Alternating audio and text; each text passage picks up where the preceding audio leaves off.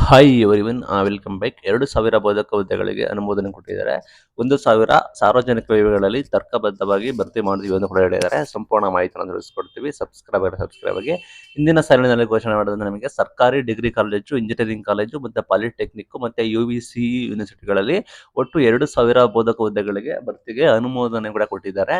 ಈ ನೇಮಕಾತಿ ಪ್ರಕ್ರಿಯೆ ಬಂದ್ಬಿಟ್ಟು ಶೀಘ್ರದಲ್ಲಿ ನಾವು ಕಂಪ್ಲೀಟ್ ಮಾಡ್ತೀವಿ. ಅಂಡ್ ಸಾರ್ವಜನಿಕ ವಿಭಾಗಗಳಲ್ಲಿ 1,000 ಬೋಧಕ ಹುದ್ದೆಗಳನ್ನು ನಾವು ತರ್ಕಬದ್ಧಗೊಳಿಸಿ ಹಂತವಾಗಿ ನಾವು ಭರ್ತಿ ಮಾಡ್ತೀವಿ ಅಂತ ಹೇಳಿ ಘೋಷಣೆ ಮಾಡಿದ್ದಾರೆ.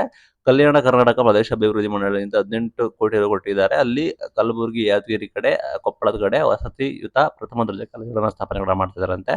ಲೈಕ್ ಶೇಕಡ 50% ಹೆಚ್ಚು ಯಾರೆಲ್ಲ ವಿದ್ಯಾರ್ಥಿಗಳು ಕೂಡ ಇದ್ದಾರೆ ಅಂತ ಕಾಲೇಜುಗಳಲ್ಲಿ ಪಾಲಿಟೆಕ್ನಿಕ್ಗಳಿಗೆ 1 ಕೋಟಿ ವೆಚ್ಚದಲ್ಲಿ ಲೈಕ್ ಅವರಿಗೆ ಅನುದಾನ ಕೊಡ್ತಾ ಇದ್ದಾರೆ. NCC ಕೂಡ ಇಂಪ್ಲಿಮೆಂಟ್ ಮಾಡ್ತಾ ಇದ್ದಾರೆ.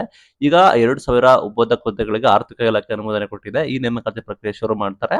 ಸಾರ್ವಜನಿಕ ವಿಭಾಗಗಳಲ್ಲಿ 1,000 ಬೋಧಕ ಹುದ್ದೆಗಳನ್ನ ತರ್ಕಬದ್ಧವಾಗಿ ಹಂತವಾಗಿ ನಾವು ಭರ್ತಿ ಮಾಡ್ತೀವಿ ಅಂತ ಹೇಳಿದ್ದಾರೆ. ಒಟ್ಟು ಅಂದ್ರೆ 2+1 3,000 ನಮಗೆ ಸಹ ಪ್ರಾಧ್ಯಾಪಕರ ಸಹ ಪ್ರಾಧ್ಯಾಪಕರ ಹುದ್ದೆಗಳ ನೇಮಕಾತಿ ಆಗುತ್ತೆ. ಅದರ ಬಗ್ಗೆ ಕೂಡ ಇಲ್ಲಿ ಮೇನ್ ಹೈಲೈಟ್ ಘೋಷಣೆ ಕೂಡ ಮಾಡಿದ್ದಾರೆ. Thank you.